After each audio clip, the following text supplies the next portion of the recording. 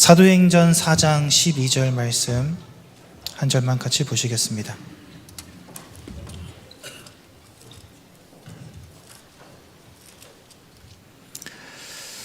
사도행전 4장 12절 말씀 한 절 말씀만 우리 한 목소리로 함께 보도록 하겠습니다. 다른 이로서는 구원을 받을 수 없나니 천하 사람 중에 구원을 받을 만한 다른 이름을 우리에게 주신 일이 없음이라 하였더라. 아멘. 우리 옆에 있는 분들과 한번 인사 나누겠습니다. 1단계 훈련 오신 당신을 축복합니다.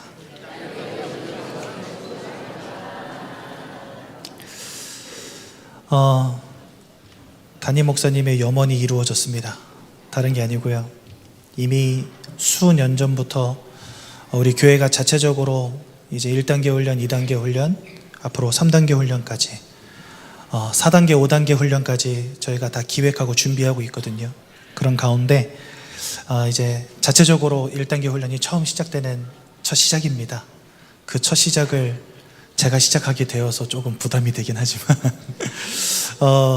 이번 훈련을 통해서 우리 예전교회 귀한 성도님들의 인생이 그리스도 예수의 결론을 가진, 그래서 세상 현장을 살리는 참 전도자들의 인생으로 든든하고 견고하게 세워지는 훈련이 되기를 지난 몇 달 동안 기도하면서 메시지들 준비했습니다. 이번 1단계 훈련 통해서 여러분들 정말 은혜 받으시고요.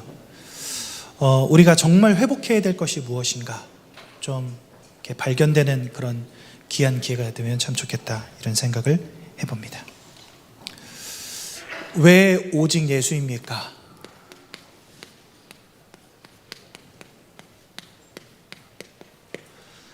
요즘 시대에 밖에 나가서 오직 예수 부르짖었다가는요, 욕먹기 딱 좋은 시대입니다. 그렇죠? 왜 교회 다니는 사람들은 다 예수만의 길이라고 말을 합니까? 평등을 주장하는 세상에서는요, 오직 예수를 강조하는 것이 잘못된 것이라고 말할 수 있겠죠. 하지만 진짜 이 땅에 임한 영적인 문제를 바로 이해한다면 오직 예수만을 부르짖어야 될 이유가 보일 건데, 사실 세상은 이것 알지 못합니다. 성경을 통해서 하나님이 우리에게 보여주신 영적인 비밀을 바로 알 때, 그때야 비로소 천하 사람 중에 구원 얻을 만한 다른 이름을 주신 적이 없다라는 이 말씀이 우리에게 이해되기 시작할 겁니다. 우리는 복음 전하는 사람들로 부름 받았습니다. 그래서 그 누구보다도 왜 오직 예수인가 라고 하는 부분에 대한 결론을 갖고 있어야 됩니다. 서론입니다.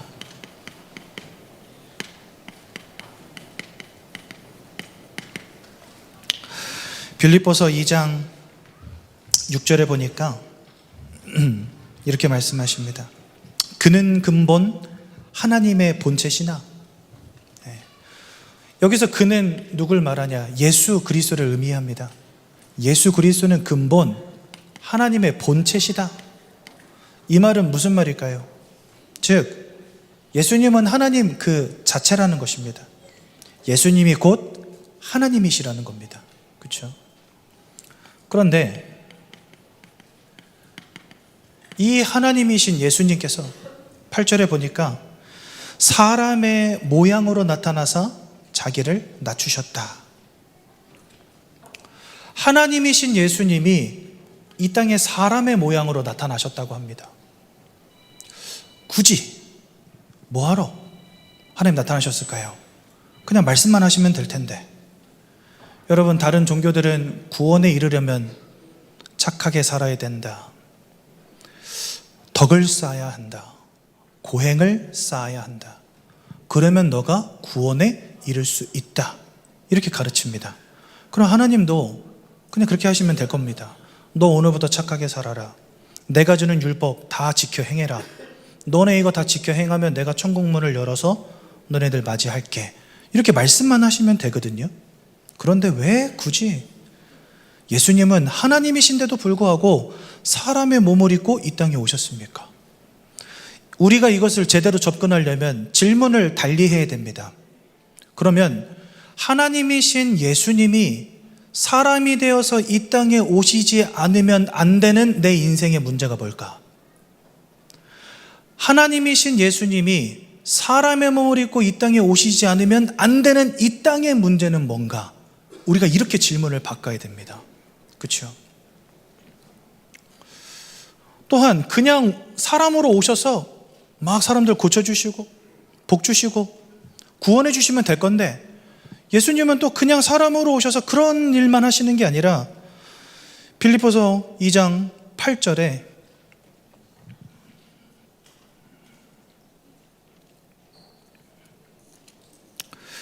죄송합니다. 네, 빌립보서 2장 8절에 뭐라 말씀하십니까? 사람으로 나타나신 것뿐만이 아니라 십자가에서 죽기까지 복종하심으로 십자가에서 죽으셨다 말씀하십니다. 그러니까 한마디로 말해서 하나님이신 예수님이 사람이 되어서 이 땅에 오셔서 십자가에 죽지 않으면 안 되는 문제가 저와 여러분들에게 와 있다는 거죠. 하나님이신 예수님이 사람으로 오셔서 십자가에서 죽지 않으면 끝나지 않는 문제가 이 땅에 와 있었다는 문제입니다. 있었다는 말입니다. 특히나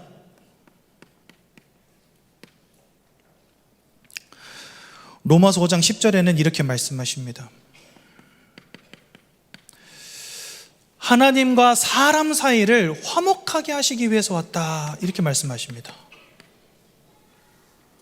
그 말은 뭐죠? 하나님과 우리의 사이가 틀어져 버렸다는 겁니다. 그러면 달리 말하면 하나님과 우리의 사이가 과거에는 틀어지지 않았을 거예요. 근데 어느 날 무슨 문제로 인하여서 하나님과 우리 사이가 틀어지게 된 겁니다. 그래서 로마서 5장 10절에 우리가 어느 정도로 틀어졌냐? 하나님과 원수가 되었다, 이렇게 말씀하십니다. 우리가 하나님과 원수가 되었을 그때에 그의 아들의 죽으심으로 말미암아 하나님과 화목하게 되었은즉, 즉 주님의 이 십자가 사건으로 말미암아 우리가 하나님과 화목하게 되었다. 하나님과 화목하게 된 결과로 우리가 구원에 이르게 되었다라고 로마서 5장 10절 말씀하십니다. 그래서 디모데전서 2장 4절에서 5절에 이 예수 그리스도를 두고 중보자다라고 말씀하십니다. 하나님은 모든 사람이 진리를 알며 구원에 이르기를 원한다고 4절에 말씀하십니다. 그러면서 5절에 하나님도 한 분이시요. 여러분, 예수님은 하나님이신데요, 동시에 사람의 몸을 입고 이 땅에 오셨습니다. 그런데 디모데전서 2장 5절은 이렇게 말씀하세요. 하나님도 한 분이시요.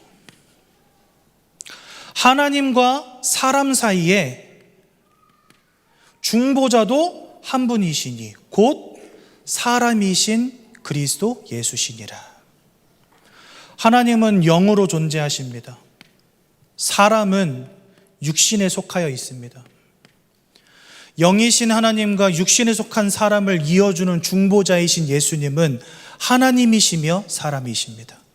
그래서 하나님만이 하나님과 원수되어서 하나님을 잃어버린 채 근본 문제 가운데 방황하며 무너지며 고통당하며 멸망당하는 이 땅을 살릴 유일한 길이 되시는 것입니다.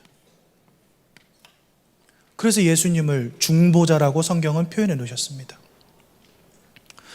여러분들, 우리는 이 그리스도 예수를 깊이 알며 전하는 전도자의 인생으로 부름받았습니다. 그 누구보다도 그리스도를 바로 아는 인생 되시기를 예수님의 이름으로 축원드립니다. 여러분, 이 땅의 진정한 문제는 무엇이겠습니까? 경제 문제겠습니까? 건강 문제겠습니까? 많은 사람들을 현장에서 만나보니까 다 각자 나름대로의 문제를 가지고 살아간대요. 그분에게 진정 와 있는 문제는 뭐겠습니까?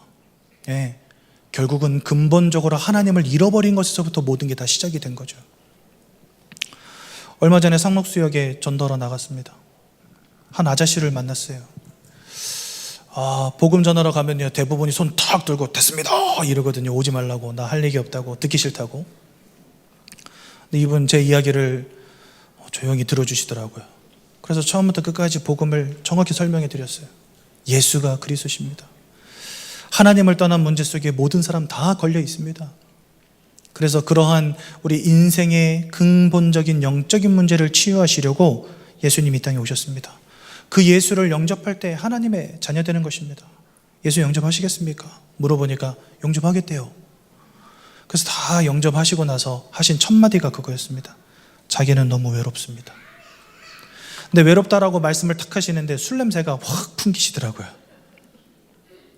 근데 건강은 걱정이 되셨는지 그때 이제 그 운동기구 앉으셔가지고 이거 엄청 열심히 운동하고 계셨거든요. 너무 외로워서 밤마다 술을 드시는 거예요. 외로움을 해소할 길이 없어서. 자녀도 다 출가하고 아내도 없고 혼자 산대요.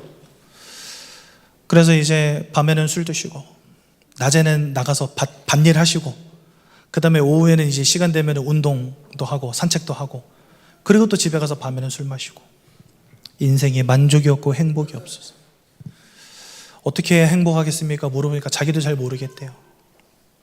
마음이 무너진 이유, 생각이 무너진 이유는 다른 것 없습니다. 하나님이 잃어버린 것 아닙니까? 그래서 어르신 하나님 만나셔야 됩니다. 하나님은 수고하고 무거운 짐진 자들 다 내게로 오라 말씀하셨습니다. 내가 너희에게 주는 평안은 세상에 주는 평안과 다르다 말씀하셨습니다. 예수 만나면 됩니다. 아저씨가 예수님 탁 영접하시더라고요. 그렇죠? 이 땅의 문제는 무엇이겠습니까? 열심히 살지 않았기 때문에 온 문제가 아니죠. 돈 벌지 않았기 때문에 온 문제도 아닙니다. 태어나서 죽는 그 순간까지 우리는 돈 벌고 열심히 삽니다. 하지만 왜 인생은 자꾸 무너지고 실패할까요? 영적 존재인 사람이 하나님을 잃어버리고 하나님과 원수가 되어버린 겁니다.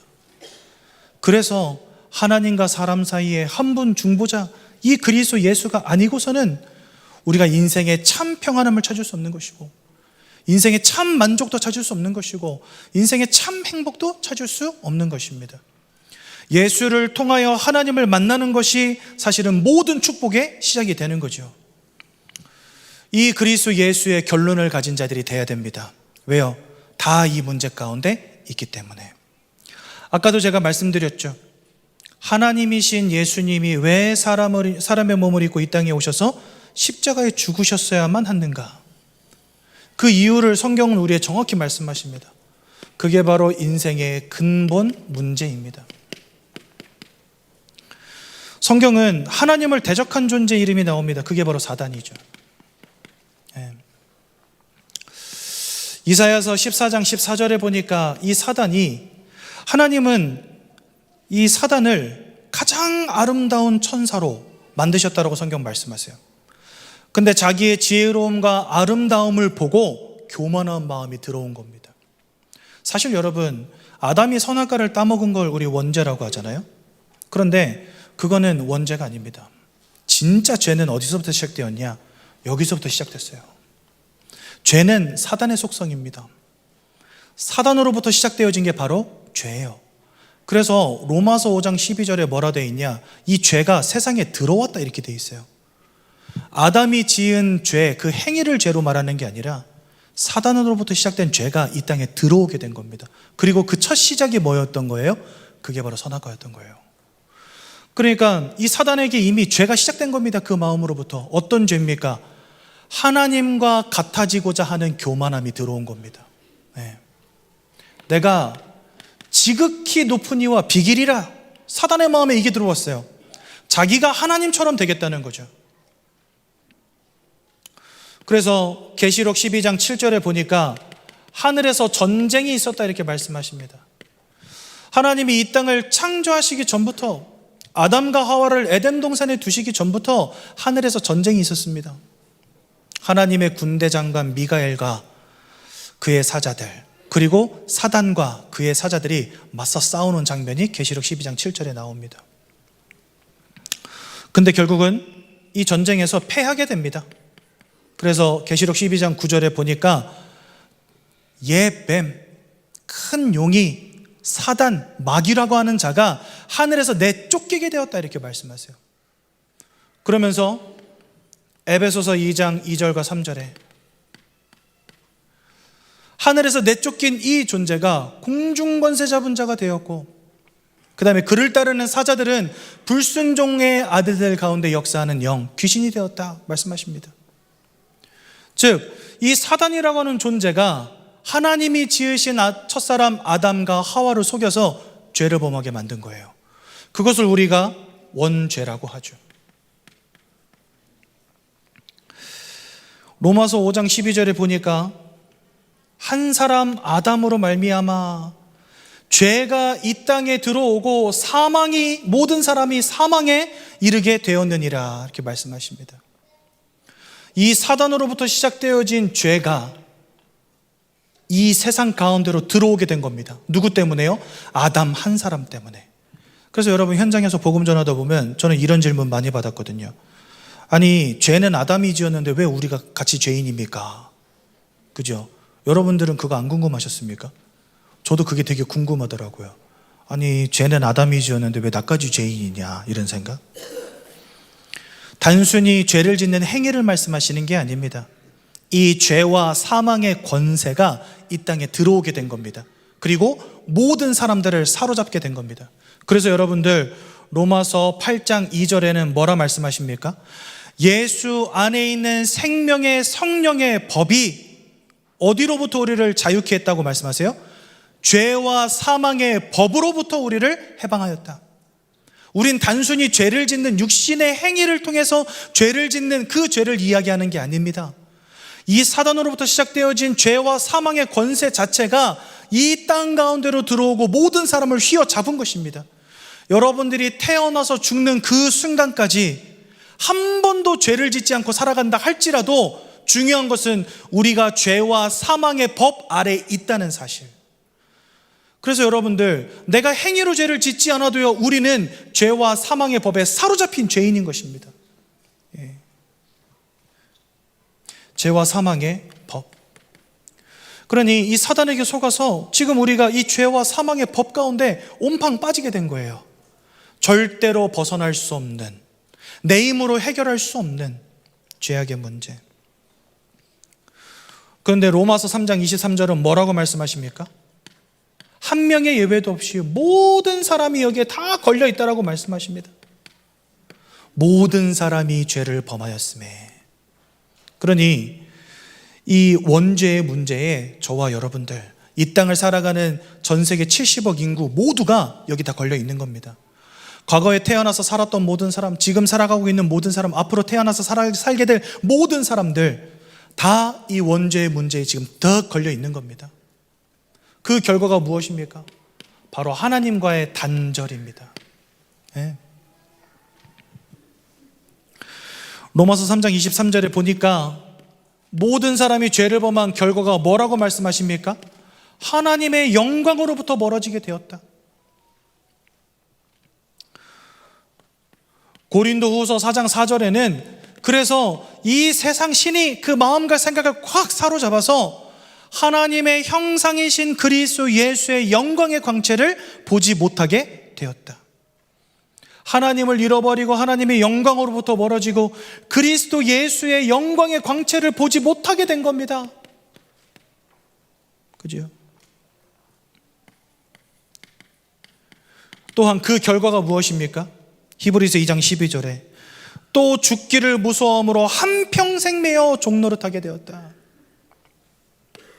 하나님을 잃어버린 채 사단 마귀에게 사로잡힌 채 종노릇하게 되는 인생. 여러분, 지금 모든 사람들이 지금 이와 같은 근본적 문제에 사로잡혀 있는 겁니다. 아무리 몸부림을 쳐도 행복할 수 없는 인생, 아무리 최선을 다해도 만족할 수 없는 인생 돼버린 겁니다. 예전에 전도 현장에서 전도를 하는데 하루 종일 돌아다니는데 아무도 복음을 듣지 않고 영접하지 않는 거예요. 날씨가 너무 더워서 수퍼에 앉아가지고 아이스크림 하나 까먹고 있었어요. 시계를 딱 보니까 야, 이거 다시 집합하는 시간까지 한 30분이 남은 거예요. 그래서 고민을 했죠. 돌아가야 되냐, 아니면 한 명만 더 만나봐야 되냐. 그래서 아이스크림 까먹으면서 기도했습니다. 하나님, 30분 남았는데 한 명만 더 만나게 하시면 제가 진하게 복음 전하고 돌아가겠습니다. 하나님이 기도를 들으셨을까요? 안 들으셨을까요? 들으셨어요. 그래가지고 아이스크림 까먹고 있는데 앞에 빌라가 있어가지고 빌라를 들어간 겁니다. 빌라를 들어가서 처음 보이는 첫 동, 첫 번째 라인, 첫 번째 집을 두드린 거예요. 이제 집집마다 다 두들기려고. 두들겼는데 문을 열어주시더라고요. 아주머니 한 분이. 근데 귀에다가 이어폰을 꽂고 있어요. 그래서 누구세요? 하면서 이어폰을 빼면서 누구세요? 이렇게 물어보는 거예요. 그래서 저는 이 앞에 교회 전도사인데 복음 전하러 왔습니다. 그랬더니 들어오래요, 저보고. 그래서 교회 다니세요? 물어보니까 안 다닌대요. 근데 왜 들어오래요? 그러니까 듣고 싶대. 그래서 뭐 듣고 계세요? 그러니까 목사님 설교를 듣고 있대요. 근데 그 설교가 뭐냐니까 그 빌라 앞에 있는 교회의 목사님이 자기 주일 예배 녹음한 거를 테이프로 만들어가지고 빌라에다 그냥 뿌리는 거예요, 들으라고. 근데 그거를 듣고선 카세트에 꽂아서 들어본 거예요, 한번. 근데 왜 들어봤냐? 자기가 불교도 믿어보고 천주교도 믿어보고 무속인도 따라다녀보고 다 해봤대요. 근데 인생이 문제가 풀리질 않는 거예요. 안 되어지는 문제. 지속적으로 불행이 막 닥쳐오고 인생이 자꾸만 실패와 고통 가운데 있으니까 너무 답답해서 교회는 한 번도 가본 적 없는데 이게 테이프가 앞에 있으니까 그냥 그날 꽂아가지고 들어보고 있었던 건 거예요. 그래서 이거를 매주 들으셨어요? 그러니까 아니래요. 그날 처음 꽂아서 듣고 있었대요. 근데 교회는 왠지 자기랑 안 맞아서 안 갔다는 거죠. 무속인도 찾아가보고 절도 가보고 천주교도 가봤는데 교회만 안 가보다가 하필이면 그날 카세트를 꽂고 듣고 있는데 누가 문을 두들겼는데 그 사람이 교회 전도사라는 거예요. 그러니까 이분이 들어오라고. 그분에게 그리스도를 증거했습니다. 아주머니 인생이 왜 이렇게 방황하고 아주머니 인생이 왜 이렇게 무너졌습니까? 왜 열심히 살아도 최선을 다해도 안 되는 것일까요? 하나님을 잃어버린 채 사단에게 일평생 매여서 종노릇할 수밖에 없는 영적 문제 가운데 지금 아주머니 빠져 있는 겁니다. 예수 믿으셔야죠. 영접하시겠습니까? 물어봤어요. 자기 영접하겠대요. 세상은요, 하나님을 잃어버린 채 영적 문제 가운데 다 빠져 있습니다. 나에게 문제가 오고 고통이 오는데 이게 왜 오는지도 모르고 살아가고 있다니까요. 영적 존재인 사람은 영적 존재인 사단과 귀신의 역사 가운데 살아가고 있습니다. 돈으로 해결되어지지 않는 문제, 지식으로 해결되어지지 않는 문제, 열심으로 해결되어지지 않는 문제, 노력으로 해결되어지지 않는 문제 속에서 지금도 무너지고 깨지고 박살나고 있습니다. 그 이유가 뭘까요? 하나님을 잃어버린 겁니다. 또한 사단에게 매여 일평생을 지금 종노릇하고 있는 겁니다. 그러니까 안 해본 게 없더라고요, 이 아줌마가. 굿도 해보고 부적도 갖다 붙여보고 제사도 지내고 고사도 지내고 안 되는 겁니다. 안 되는 겁니다. 여러분, 우리는 이 땅의 문제를 바로 봐야 되겠습니다. 이 땅의 문제는 코로나가 아닙니다. 이 땅의 문제는 경제 위기도 아닙니다. 이 땅의 문제는 지진도 아니고 쓰나미도 아닙니다. 이 땅의 진짜 문제는 뭐겠습니까? 모든 사람들이 하나님을 잃어버린 채 사단에게 붙잡혀버린 것입니다. 전도자는 이것을 볼 수 있어야 됩니다. 지금 여러분들의 옆에 함께 살아가고 있는 모든 사람들이 다 걸려있는 영적인 문제. 그러니 여기에서부터 사실은 인생의 모든 문제가 시작이 된 거죠.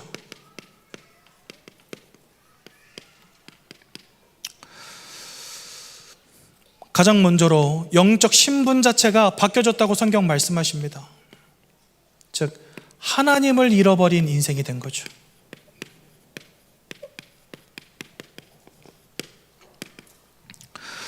요한복음 8장 44절에는 우리의 아버지가 마귀다 이렇게 설명하세요. 여러분들의 부모님이 마귀라는 소리가 아니고 여러분들이 영적으로 사단 마귀에 소속이 되었다는 것입니다.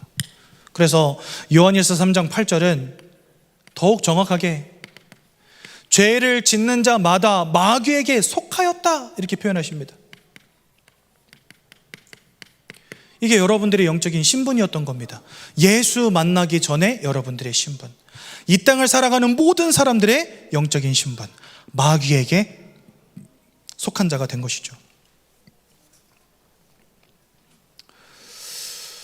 이 마귀는요, 요한복음 8장 44절에 보니까 거짓의 아비다라고 되어 있고요, 처음부터 살인한 자라고 되어 있습니다. 즉 거짓, 살인, 이게 바로 마귀입니다. 또한 요한복음 10장 10절에 뭐라 말씀하십니까? 도적으로 이 땅에 왔다 말씀하십니다. 도적이 오는 것은 모든 것을 빼앗고 죽이고 멸망시키려는 존재예요. 계시록 12장 9절에 뭐라고 말씀하십니까? 천하를 꿰는 자다 이렇게 말씀하세요. 그죠? 그리고 10절에 뭐라 말씀하십니까? 하늘에 있는 자는 기뻐하라. 왜요? 밤낮 하나님을 대적하던 자가 이제 하늘에서 쫓겼기 때문에. 하지만 땅에 있는 자들은 화 있을 진저 자기의 때가 얼마 남지 않음을 알고 분을 내어 이 땅 가운데 내려왔다. 사단을 두고 그렇게 말씀하십니다. 하나님의 최후 심판 이후에 사단은요, 저 불지옥 가운데로 던져지게 됩니다. 그래서 마태복음 25장 41절에 사단과 마귀와 그 사자들을 위해 예비된 곳이 지옥이다 이렇게 돼 있어요. 그러니까 심판 이후에 사단은요, 결국은 지옥에 갇히게 되겠죠. 자기의 때가 얼마 남지 않음을 알고 이 땅에 분을 내어놨습니다. 여러분, 여자가 한을 품으면 온 6월에 서리가 내린다 그러잖아요. 이 사단이 한을 품어버린 거예요. 어떤 한입니까? 하나님과 같이 되기를 소원했지만 실패했거든요. 화딱지가 났어요. 이제는 그 화풀이를 어디다 합니까? 이 땅 가운데 하나님의 형상대로 창조된 모든 사람들 가운데 퍼붓기 시작하는 겁니다. 다 빼앗는 거예요. 다 박살내는 거예요. 다 무너뜨리는 거예요. 다 고통 가운데 빠지게 만드는 겁니다. 세상은 점점 발전합니다. 점점 좋아집니다. 그런데 왜 사람들의 마음에 행복이 없을까요? 과학도 발전하고 기술도 발전하고 의술도 발전하는데 왜 사람들은 만족을 잃어버렸을까요? 세상은 점점 발전하면 인생의 만족과 행복도도 같이 올라가야 될 거 아닙니까? 그런데요, 행복도는요, 반비례하고 있어요. 점점 정신문제에 시달리는 사람들의 숫자는 늘어가고 있습니다. 마약에 취한 사람들이 늘어가고 있습니다. 왜 이렇게 됐습니까? 영적 존재인 사람이 하나님이 아닌 이 사단에게 완전히 사로잡히게 된 거죠. 영적 신분 자체가 마귀의 자녀로 바뀌어지게 된 겁니다. 우린 이걸 두고 뭐라 하죠? 운명 사주팔자라 하는 겁니다. 여러분들의 인생을 사로잡은 사단이 여러분들의 인생을 지금까지 고통 가운데 실패 가운데를 계속 끌고 왔던 겁니다. 운명 사주팔자. 그러니 그 마음이 무너질 수밖에요. 즉 평안을 잃어버린 삶이 되본 것입니다.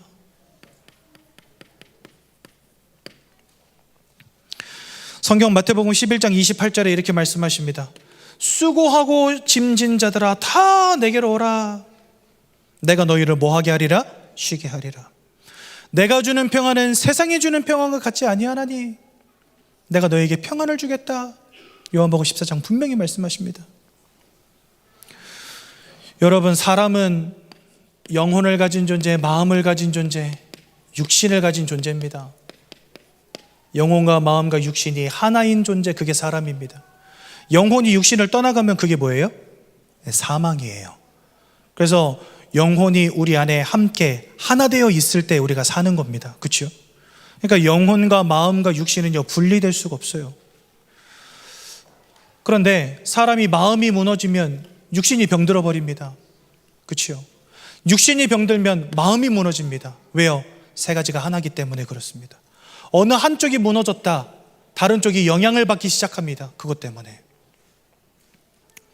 그러면 여러분들, 우리의 영혼이 사단이라고 하는 영적 배경 속에 붙잡혀 있다. 어떻게 되겠습니까? 거기로부터 여러분들 마음의 문제, 생각의 문제, 삶과 육신의 문제가 시작이 되는 것입니다.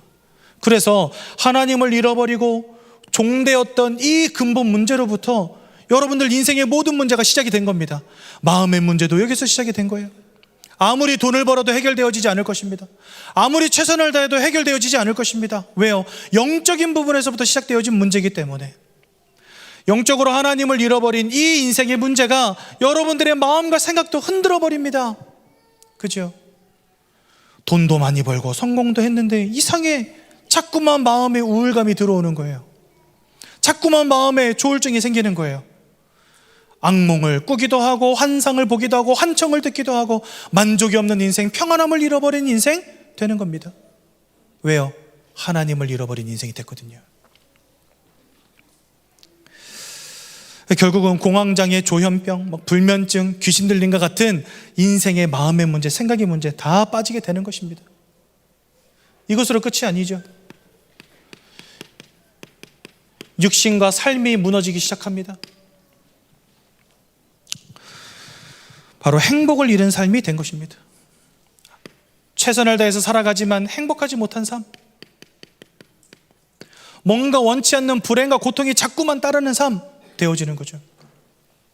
사도행전 8장 4절에서 8절에 보니까 빌립 지사가 저 사마리아 땅으로 들어가게 됩니다. 거기 가보니까 중풍병에 걸린 인생, 귀신 들린 인생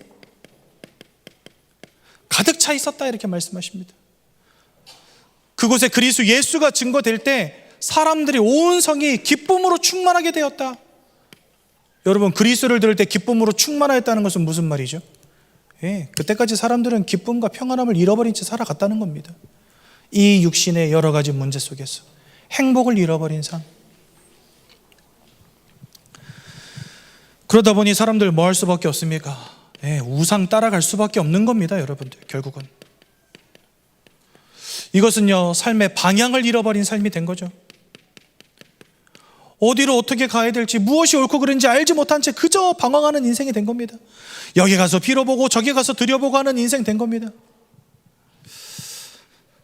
저는 어렸을 때부터 그런 가문의 배경 속에서 자랐거든요.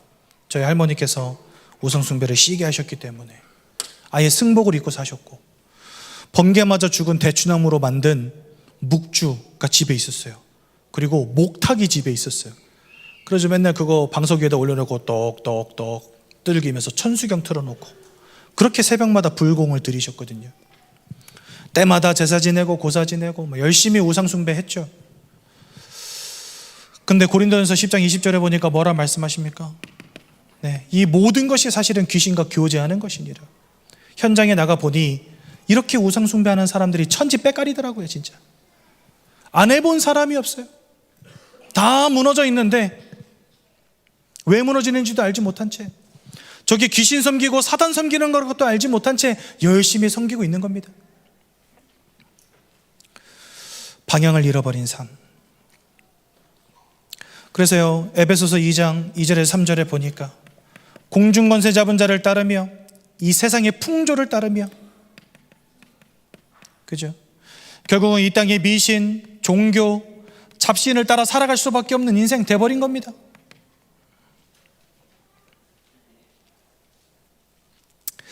이곳으로 끝나면 좋겠는데, 이 이후에 우리의 인생이 하나님의 심판을 직면하게 된단 말이죠. 즉 천국을 잃어버린 삶이 된 겁니다. 히브리서 9장 27절에 보니까 사람이 한 번 죽는 것은 정하신 것이요 그 이후에는 심판이 있다 분명히 말씀하십니다. 마태복음 25장 41절에 보니까 마귀를 위해서 예비된 그 지옥으로 들어가라, 이렇게 하나님 말씀하십니다. 누구요? 심판 이후에 보좌 왼편에 선 모든 자들, 마귀와 함께 불지옥으로 들어가게 될 것이다. 계시록 20장 15절에는 생명책의 이름이 기록되지 못한 자들 다 지옥 불구덩이 속에 던져질 것이다. 그러니까 이 땅에서 하나님을 떠난 채 우상숭배 시기하다가 마음과 생각, 삶과 육신의 문제 가운데에서 무너지고 깨지고 박살나다가 나중에 죽어서는 영원한 불지옥 속에 던져질 수밖에 없는 이 인생의 죄와 사망의 굴레에 다 사로잡혀 있는 겁니다. 또한 우리들의 후대도 여기서 자유롭지 못하다는 사실, 결국 소망이 없는 삶이 되는 것입니다. 최선을 다해서 열심히 살아보지만 자녀가 무너져요. 후대가 무너져요. 여러분들, 이것보다 큰 고통이 어디 있습니까? 이 시대 많은 사람들이 가정이 무너지고 자녀가 실패하고 후대가 무너지고 있습니다. 성경은 우리에게 말씀하십니다. 나를 미워하는 자들의 죄를 갚되 그 아비로 아들 3, 4대 이르게 하나니, 하나님의 은혜와 복음의 축복이 미치지 않는다면 그곳은 사단의 놀이터가 되는 곳입니다. 그곳은 사단이 역사하는 곳이 되는 것입니다. 많은 사람들이 무너지고 깨지고 있는데 그들의 후대와 가정도 또한 무너지고 있습니다. 소망이 없는 삶이 되는 것입니다.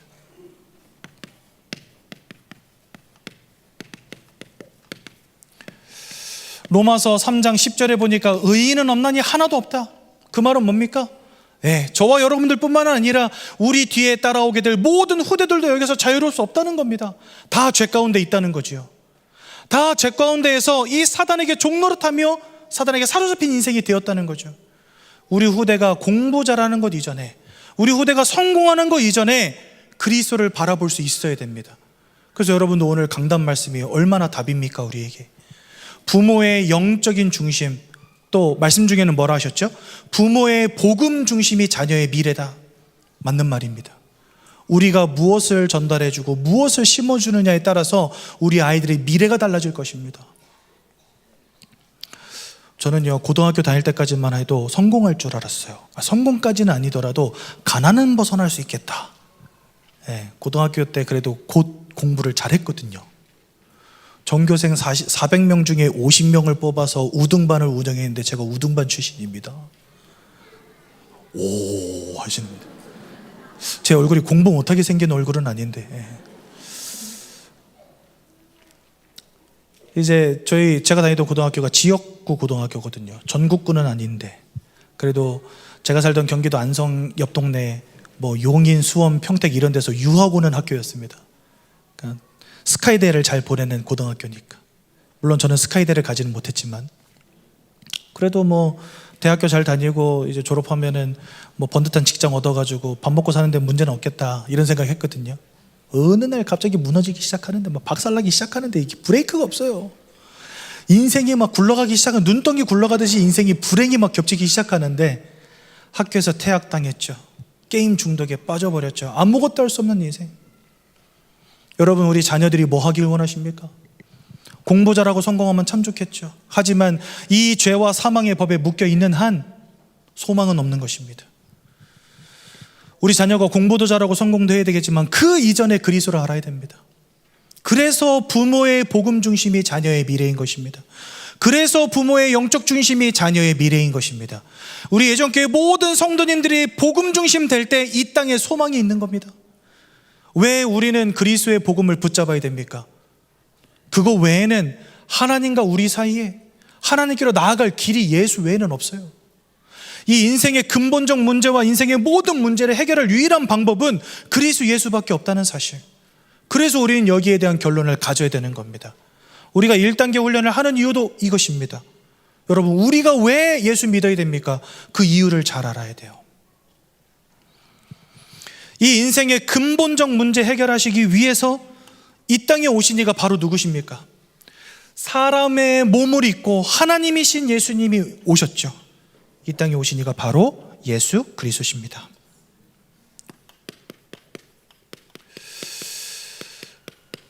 이 그리스도 예수는요, 동정녀 마리아를 통해서 태어나셨습니다. 그럼 왜 예수님은 동정녀 마리아를 통해서 태어나셨어야만 할까요? 히브리서 4장 15절에 보니까 우리를 위한 한 대제사장, 바로 예수 그리스도를 말하는 거죠. 우리처럼 육신의 모든 시험을 당하셨으나 그 시험에 흔들리지 않았다, 이렇게 되어 있습니다. 그러면서 그분은 죄가 없는 이시라, 이렇게 말씀하십니다. 그러니까 이 땅에 죄 없는 몸으로 오시게 됐습니다. 왜요? 예수님의 사람의 몸을 입고 오셔야 되는 분명한 이유가 무엇이었습니까? 우리가 하나님을 배신하고 하나님을 떠난 이 죄악의 문제 가운데 빠져 있게 되었는데, 이 죄악의 문제를 끝내시려면 죄 없는 예수님이 우리를 대신해서 죽는 것 외에는 답이 없는 거예요. 그래서 예수님은요, 이 땅에 죄 없는 몸으로 오시기 위해서 동정녀 마리아를 통해 태어나시게 됩니다. 그래서 여러분들, 이 땅에 태어나는 모든 사람들은 사실은 아담의 계보를 따라, 아담의 혈통을 따라 태어나지 않습니까? 한 사람 아담을 통해서 죄와 사망이 이 땅 가운데 들어오게 되었기 때문에 아담을 통해 태어난 모든 사람들은 죄와 사망 가운데 태어나게 됩니다. 그래서 이 죄와 사망과 상관이 없는 몸으로 오시려고 예수님은 동정녀 마리아를 통해서 이 땅에 오시게 되었습니다. 그런데 여러분들, 이 동정녀 마리아에 태어나실 것을 성경에 여러 번 말씀하셨지만 그 중에 대표적인 성경 구절 3개를 써보자면, 이사야서 7장 14절에 처녀가 잉태하여 아들을 낳을 것이니 그 이름을 뭐라 하라고 되어 있습니까? 임마누엘. 우리 성도님들 너무 잘하시네요. 임마누엘이라 하리라. 여러분, 임마누엘의 뜻이 무슨 뜻입니까? 하나님이 우리와 함께 하신다. 이 땅에 죄 없는 몸으로 오시는 예수는 하나님을 잃어버린 우리에게 하나님과 함께하는 축복을 회복시키시기 위하여 오셨다는 겁니다. 즉, 하나님을 떠난 인생의 근본적 문제를 끝내시겠다는 거죠. 그래서 주님은요, 동정녀 마리아를 통해서 죄 없는 몸으로 이 땅에 오셔서 하나님 만나는 길을 열어주셨어요. 두 번째로, 마태복음 1장 21절에 보니까 여기도 똑같이 나옵니다. 이사야에 있는 말씀을 인용해서 말하거든요. 처녀가 잉태하여 아들을 낳을 것이요 그 이름을 여기는 예수라 하라, 이렇게 되어 있습니다. 근데 이를 번역한 즉 자기 백성을 그들의 죄에서 해방할 자. 동정녀 마리아를 통해서 오신 그 예수는 우리의 죄악의 문제를 끝내기 위해 오셨다는 겁니다. 여러분들, 하나님을 잃어버릴 수밖에 없는 근본적 원죄의 문제로부터 우리를 해방시키시기 위하여 동정녀 마리아를 통해 오셨다는 겁니다. 예수님은요, 동정녀 마리아를 통해서 실제로 오셨습니다. 그러므로 그분은 그리스도이신 것입니다. 창세기 3장 15절에 뭐라고 말씀하십니까? 여자의 후손을 보낼 것이다. 아담의 후손이 아닙니다. 노아 시대에 홍수가 다 나서 다 죽어버린 다음에는 노아의 후손들만 남았잖아요. 아담의 후손도 아니고 노아의 후손도 아닙니다. 누구의 후손입니까? 여자의 후손. 동정녀 마리아를 통해. 그리고 여자의 후손이 오셔서 뭐하리라? 뱀의 머리를 상하게 할 것이라. 뱀의 머리, 누구를 의미합니까? 사단. 하나님 떠난 문제, 우리의 죄악의 문제, 사단의 권세를 깨뜨리기 위해서 주님은 동정녀 마리아를 통해 오시겠다는 겁니다. 동정녀 마리아를 통해 오심의 이유, 우리 인생의 근본적 문제를 끝내시겠다는 거예요. 그죠? 이 주님이 십자가를 지셨습니다, 여러분들. 십자가를 지실 때 요한복음 19장 31절에 보니까 주님이 이렇게 고백하십니다. 19장 30절입니다. 19장 30절에 보니까 이렇게 말씀하십니다. 다 이루었다. 그러면 왜 주님은 다 이루었다라고 말씀하셨을까요? 여러분, 주님이 십자가에 달리실 때 먼저 우리를 위해서 찢김을 당하셨습니다. 채찍에 맞으셨어요. 가시관을 눌러 쓰셨어요. 창에 찔리셨어요. 온갖 고난과 고초를 당하셨죠. 그리고 십자가 위에서 또한 우리를 위해 보혈을 흘려주셨습니다. 피 흘리셨다는 거예요. 세 번째로, 생명을 내어주셨습니다. 즉 십자가 위에서 돌아가셨다는 거죠. 그럼 여러분, 예수님의 이 찢김은 무엇을 의미합니까? 예수님이 십자가에서 돌아가실 때 성소에 있는 휘장이 둘로 쫙 갈라지게 되었습니다. 그런데 히브리서 10장 20절에 보니까 이렇게 말씀하십니다. 히브리서 10장 20절에 그 길은 우리를 위하여 휘장 가운데로 열어놓으신 새로운 살 길이요 휘장은 곧 그의 육체니라. 예수님의 찢기심과 예수님의 창에 찔리심과 예수님의 채찍에 맞으심과 가시관에 찔리심의 모든 이유가 다 뭐라고요? 하나님께로 나아갈 살 길을 열기 위함이라. 하나님을 떠나버린 채 방황하는 우리 인생의 근본적 문제를 끝내시기 위해서 하나님을 만날 새로운 살 길을 주님의 육체 가운데로 여셨다. 주님의 십자가에서 당하신 모든 고난과 찢기심의 이유는 바로 그것입니다. 여러분들의 인생의 근본의 문제를 끝내시기 위함입니다. 하나님을 떠난 인생의 문제를 끝내시기 위함이었다는 것입니다. 또한 히브리서 10장 18절에서 19절에 보니까 뭐라고 말씀하십니까? 이것들을 사하셨은즉 다시 죄를 위하여 제사 드릴 것이 없느니라. 주님께서 보혈을 흘려주시고 우리의 모든 죄악의 문제를 끝내신 그 순간부터 우린 더 이상 죄를 위하여 드릴 제사가 없어졌다. 여러분, 구약시대에는 양을 잡았거든요. 나의 죄 사함을 받기 위하여. 흠과 티가 없는 양을 잡아서 그 피를 흘릴 때 우리의 죄악의 문제가 끝난 것입니다. 여러분, 오늘 강단에서 저 출애굽할 때의 이야기를 들려주셨잖아요. 어린 양의 피를 바를 때 어떻게 이스라엘은 거기서 나올 수 있었습니까? 어떤 사람은 그런 얘기 하더라고요. 뭐 하나님은 주술사냐, 뭔 문짝에다가 피를 바르고, 그죠? 양을 잡아서 피를 뿌리고. 여러분, 거기에 전혀 주술적인 의미가 없는 이유가 뭘까요? 하나님은 이 땅을 창조하신 분이요, 역사의 주관자가 되시고 처음과 끝이 되십니다. 이스라엘을 그냥 애굽에서 나오게 하시려면 하실 수 있다는 거예요, 충분히. 그런데 그럼에도 불구하고 왜 피를 바르게 하셨습니까? 애굽 땅 종되었던 그곳, 아까 히브리서 2장 15절에 있는 말씀처럼 일평생 죽기를 두려워하여 종되어 매여있던 그곳, 거기서 빠져나오는 유일한 방법은 어린 양의 피밖에 없다는 겁니다. 그리스도 예수의 흘린 피 아니고서는 안 된다는 겁니다. 하나님이 주술을 부리신 게 아니라 종되었던 그 땅에서 나오는 유일한 방법은 예수의 피 아니고는 안 된다는 걸 보여주시는 거죠. 이 그리스도 예수의 피로 말미암아 이제는 더 이상 죄를 위하여 드릴 제사가 없습니다. 여러분, 주님이 십자가에 돌아가신 거 감사하시기 바랍니다. 안 그러면요, 우리는 아직도 양 잡고 소 잡아야 돼요. 각을 뜨고 피를 흘려야 돼요. 그죠? 그러므로 형제들아, 우리가 예수의 피를 힘입어 성소에 들어갈 담력을 얻게 되었다. 예수의 피는 우리의 모든 죄악의 문제를 끝내는 유일한 방법이었던 것입니다. 그래서 주님은요, 십자가에서 피 흘리셨어요. 그리고 또한 주님은 십자가에서 돌아가셨습니다. 히브리서 2장 14절 뭐라 말씀하십니까? 우리와 같이 혈육을 가지심은 죽음을 통하여 죽음의 세력을 잡은 자 마귀를 멸하려 하심이니라. 주님은 십자가에서 죽으심으로 말미암아 그 죽으심으로 사단의 권세를 이기신 것입니다. 그러니 여러분 보십시오. 동정녀 마리아의 탄생도 우리 인생의 근본적 문제 세 가지, 십자가의 죽으심의 이유도 우리 인생의 근본 문제 세 가지를 끝내시기 위하여 십자가 지셨다는 사실. 그러니까 주님의 이 땅에서의 공생애를 볼 때 어느 한 부분도 우리 인생의 근본 문제와 연결되어지지 않은 게 없다는 겁니다. 죄 없는 몸으로 오셨고, 또한 그 죄 없는 몸을 우리를 위해서 드리셨고, 또한 예수님은 세 번째로 부활하셨습니다.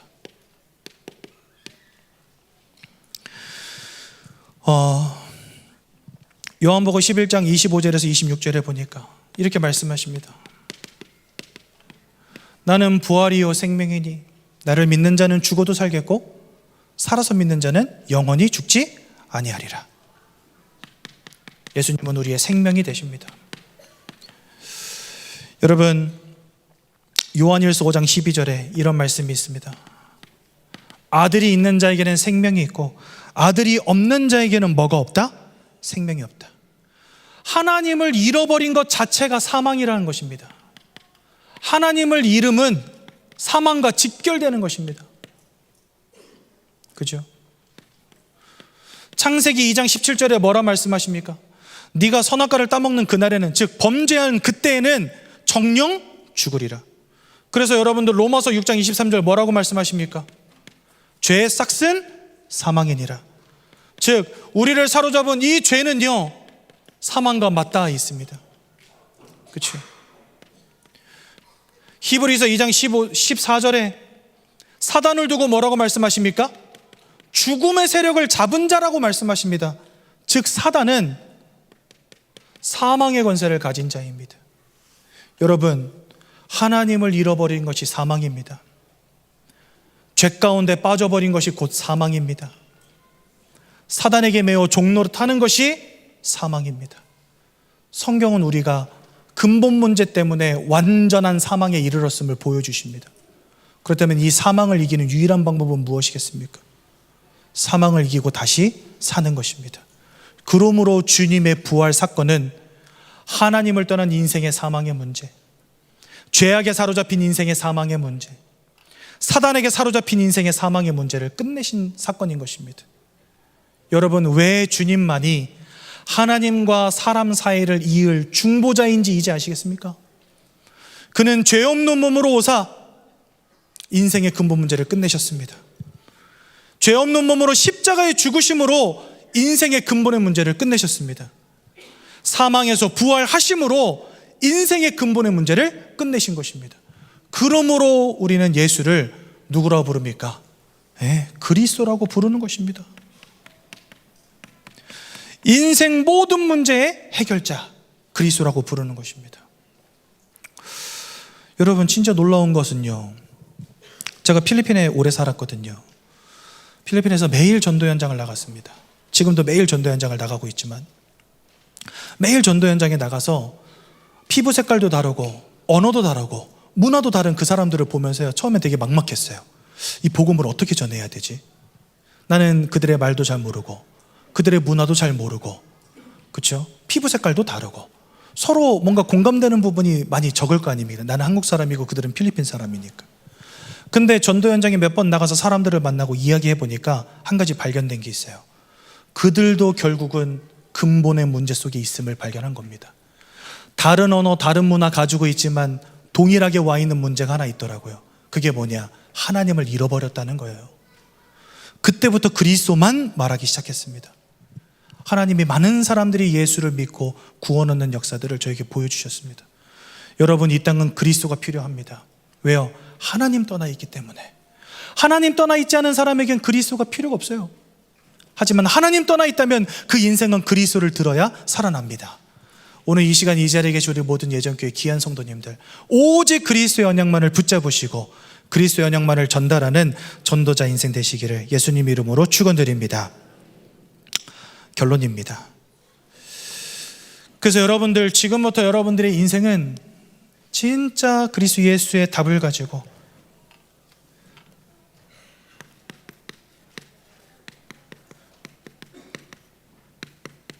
반드시 성공하시기 바랍니다. 첫 번째, 먼저 예배에 성공해야 됩니다. 왜요? 너무나 감사하게도 우리 예전교회는 강단에서 날마다 그리스도만 선포됩니다. 오늘 어린 양의 피도 곧 그리스도 아닙니까? 그렇죠? 부모가 그리스도로 답을 얻을 때 자녀도 그리스도로 답을 얻게 된다는 거 아닙니까? 부모가 그리스도로 결론 내릴 때 자녀의 미래도 결정된다는 거 아닙니까? 결국 우리 인생의 결론은 그리스도라는 겁니다. 이렇게 강단에서 날마다 그리스도가 선포되어지는 거 얼마나 감사한 일입니까? 여러분, 예배를 통해서 그리스도를 가진 자 되십시오. 이 땅의 문제, 그리스도를 잃어버렸기 때문이에요. 하나님을 잃어버렸기 때문입니다. 기도를 통해서 그리스도를 누리는 자 되시기 바랍니다. 마지막으로 세 번째, 전도를 통하여서 그리스도를 전하는 자 되시기 바랍니다. 이제 첫 강의가 끝났으니 2강과 3강 두 강의가 남지 않았습니까? 2강과 3강에서는 실제적인 전도의 이야기들을 좀 하고자 합니다.